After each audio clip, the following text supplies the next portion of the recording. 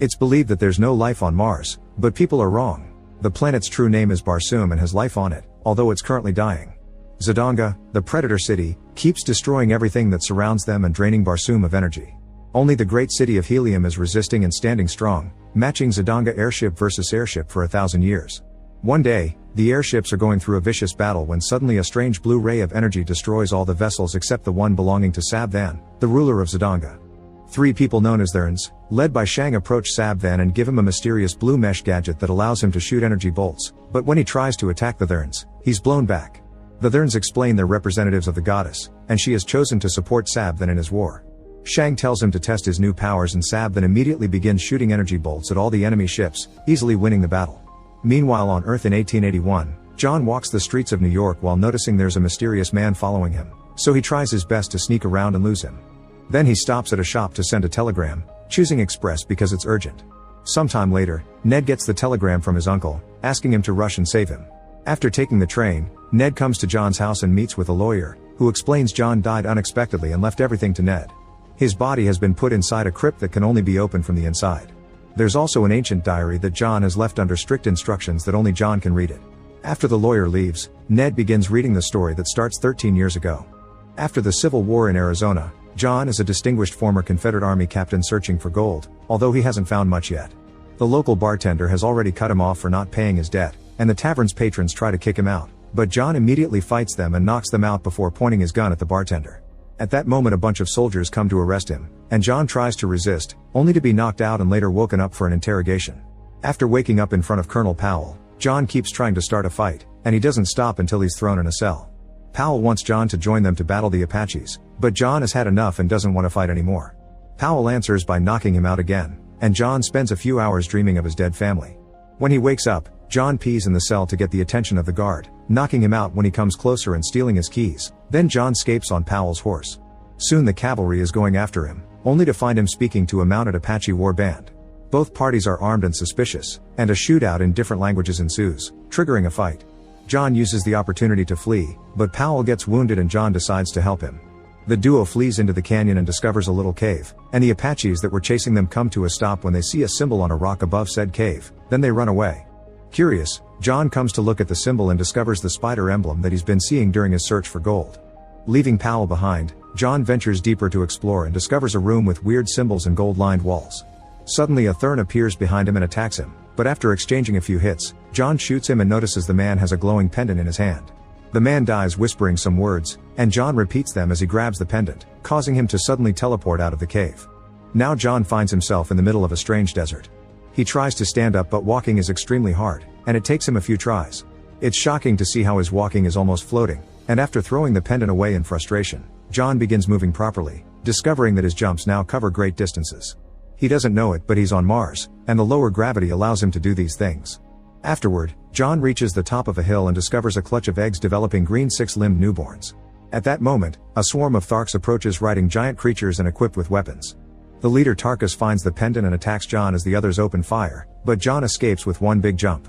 Impressed by such skills, Tarkus orders the shooting to stop and approaches John again, this time showing he comes in peace. They try to communicate, but the language barrier makes Tarkus think John's name is Virginia, his hometown. Tarkus wants to see the jump again, but John responds by trying to steal Tarkus' weapons. However, the Tharks quickly counterattack and capture him, taking him away to their tribe together with the babies. Meanwhile in Helium, Princess Dea is preparing a speech about her latest invention. She's suddenly interrupted by her father King Tardos and his council, who are discussing Zidanga's latest attacks made with some new glowing weapon. Dea cuts in and explains she's made a gadget that can harvest that blue light, which she calls Ninth Ray. She tries to demonstrate how it works. A council member touches it and secretly gives it a zap to break, making it look like Dea failed. Tardos sends his council away and informs Dea that the only way to stop the war is to marry Sabvan, which greatly upsets her. The king ignores her pleas and orders his people to start organizing the wedding while outside. The council member that broke the machine shows his real face. It's Thern, who is spying by using his shape-shifting powers. Back to John, he watches the Tharks in the city with fascination, especially when they start fighting over the babies. Tarkus orders them to let a girl called Sola have a hatchling for herself while Hadjus tries to kill John, but Tarkus immediately pushes him away because he has nobody's support. Then Tarkus asks John to jump, but John still refuses to cooperate and is sent to a cave with the hatchlings, where he's chained up. Sola visits him and shares a special drink that makes John understand her language before passing out. John wakes up again in the middle of the night and is terrified to see Woola, a dog-like alien that quickly befriends him. Then John struggles with the chains and manages to get away, but Woola follows him. No matter how far John goes, Woola instantly reappears by his side in seconds. Desperate to find the pendant, John follows some noises and finds a Thark party that Woola interrupts. The Tharks begin hitting it, so John jumps into the fray to stop them, accidentally killing a Thark and proving his jump skill. The Tharks immediately knock him down, and when John shows an understanding of their language, everyone realizes Sola has been meddling. In the morning, John is chained to a rock and has to watch how Sola gets branded for her mistake yet again, and Tarkus announces next time she'll be killed because her skin doesn't have space for any more marks. This makes John think of his relationship with his own family. Suddenly the Tharks notice battleships fighting in the sky and they run for cover so they can watch the battle safely. In the sky, Sab then uses his powers to attack the enemy ship and board it, but Dea disguises herself as a soldier and tries to steer the ship away. Unfortunately, the ship is hit and loses control, causing Dea to almost fall and hang on the edge. John sees her and, believing her to be human, he uses a long jump to save her. As the ships land, John tells Dea to let him fight, but she reveals to be a warrior too, and together they fight in sync against soldiers from both armies. John jumps on one of the ships and uses the cannon to shoot at other vessels, making them crash. Next, Sab then comes after John and they engage in a furious fight that Sab then quickly wins.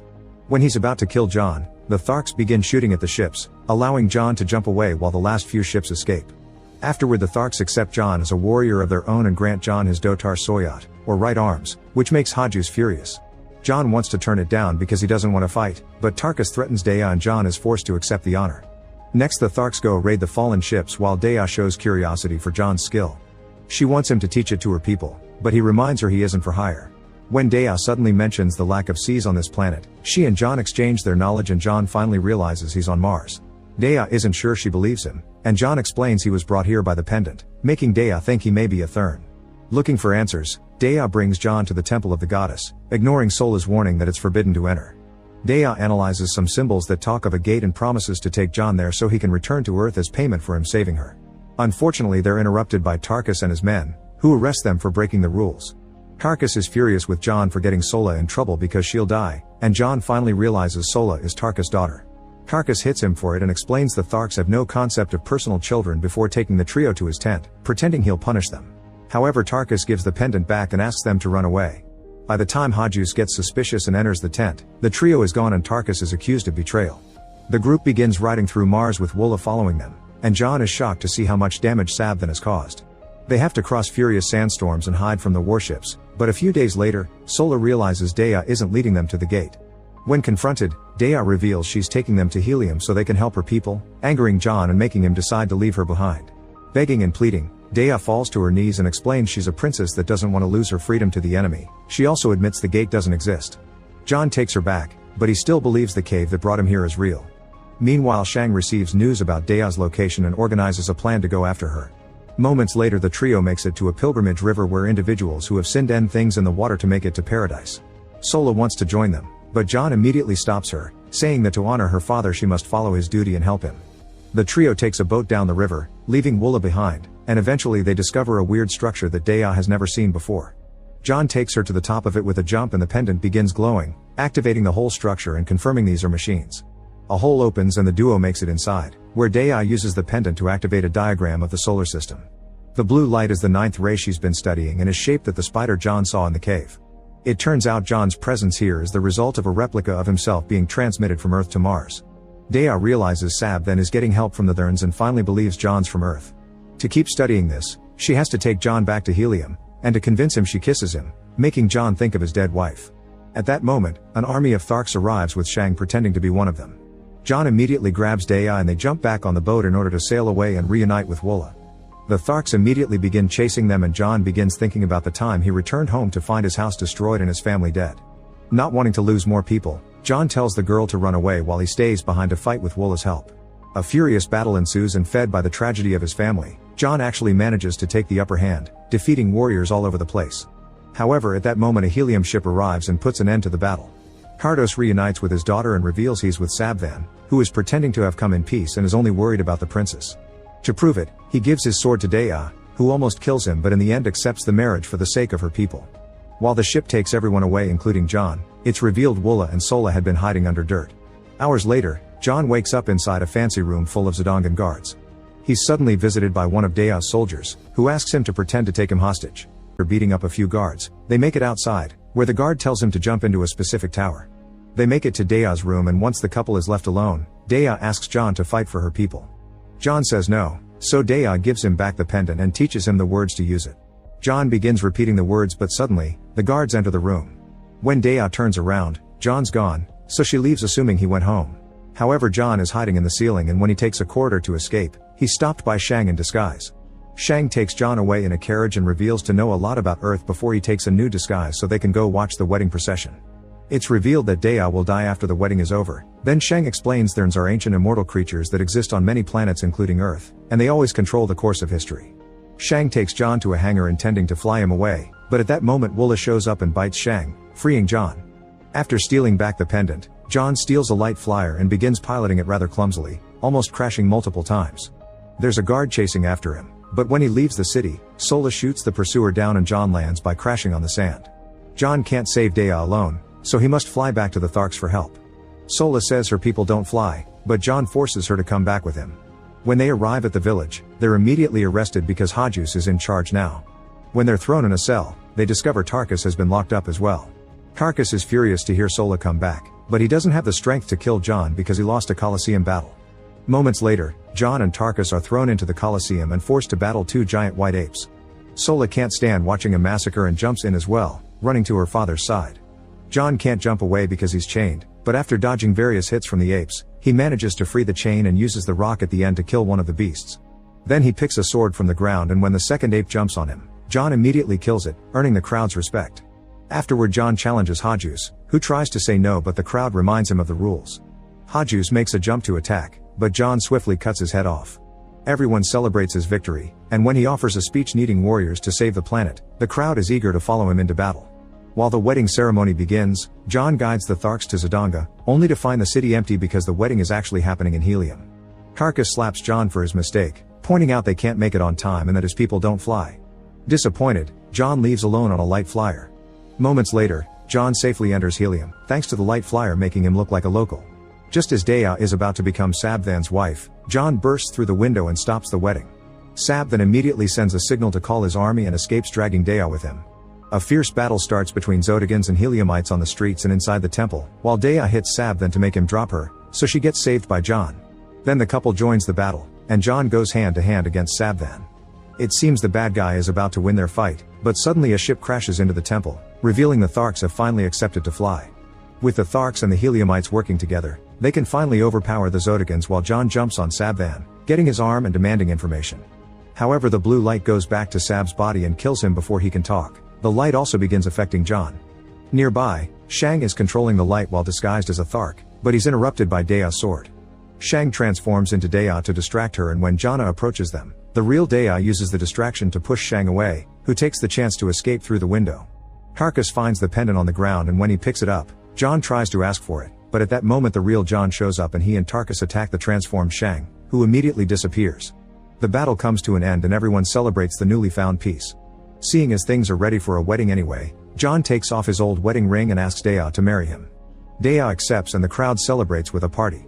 After the wedding night, John goes to the balcony to have some fresh air and throws the pendant away, accepting he's John from Mars now.